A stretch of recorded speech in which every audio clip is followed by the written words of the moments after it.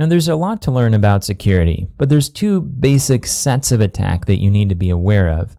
The first are general attacks that are against a particular script.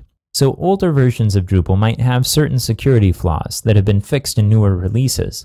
But if you're running the older version, then it's possible that your site might be attacked by someone who's trying to exploit that old vulnerability. These attacks are usually coming from robots that aren't really targeting your site in particular. They're just trying to find any site where this exploit is available. So the biggest way to defend against those kinds of attacks is to upgrade your scripts. If you're using older libraries or you're using an older CMS, for example, then upgrading that will plug various holes that might be available to exploit.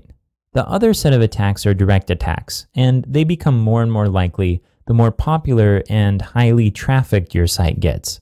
As your site gains popularity, then it also becomes a more attractive target for hackers because they'll get more recognition from hacking a popular site. So in that respect, if you're starting small, you have some time to build up some knowledge around security over time as your sites become more popular and more trafficked. If, however, you're dealing with bigger sites right off the bat, then you might want to spend some time learning about the different types of attacks. There are some videos on Build a Module talking about these different attacks and ways to defend against them. In this series, though, we're going to continue to focus on using MySQL in practical applications.